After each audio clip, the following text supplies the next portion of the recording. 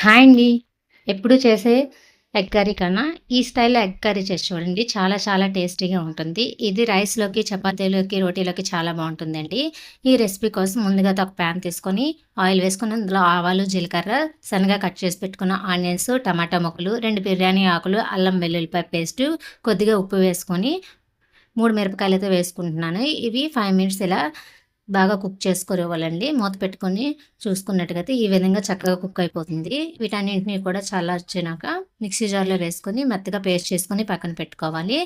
వీటి కోసం అయితే ముందుగా వాటర్‌లో ఎగ్స్ వేసుకొని, కొద్దిగా ఉప్పు వేసుకొని, బాయిల్ చేసుకొని పక్కన పెట్టుకోవాలి. ఒక ప్యాన్ తీసుకొని కొద్దిగా ఆయిల్ వేసుకొని, అందులో పసుపు, ఉప్పు, కారం వేసుకొని ఫ్రై అవ్వనివ్వాలి. అందులో ఈ ఎగ్స్‌నైతే వేసుకొని ఒక 30 సెకండ్స్ అయితే ఈ విధంగా ఫ్రై చేసుకొని ఎగ్స్‌ని పక్కన పెట్టుకోవాలి. అదే ప్యాన్‌లో కొద్దిగా ఆయిల్ వేసుకొని, సన్నగా కట్ చేసుకున్న ఆనియన్స్ వేసుకొని బాగా ఫ్రై అవ్వనివ్వాలి. ఇందులో ముందుగా మిక్సీ చేసుకున్న పేస్టు, ఉప్పు, కారం, పసుపు వేసుకొని చక్కగా కలుపుకోవాలి. దీనికి సరిపడా వాటర్ అయితే వేసుకొని బాగా మరిగిన తర్వాత మనం ఉడకపెట్టుకొని ఉన్న ఫ్రై చేసుకున్న ఎగ్స్ ఉన్నాయి కదా! వాటినైతే వేసుకొని కొద్దిగా కరివేపాకు, కొత్తిమీర వేసుకొని రెడీ చేసుకున్నట్టుగయితే ఎంతో టేస్టీగా ఉండే ఎగ్ కర్రీ అయితే రెడీ అయిపోతుందండి. ఈ రైస్‌లోకి, రోటీలోకి చాలా బావుంటుంది. వీడియో నచ్చినట్లయితే లైక్ చేసి, షేర్ చేసి, సబ్స్క్రైబ్ చేయండి. Thank you.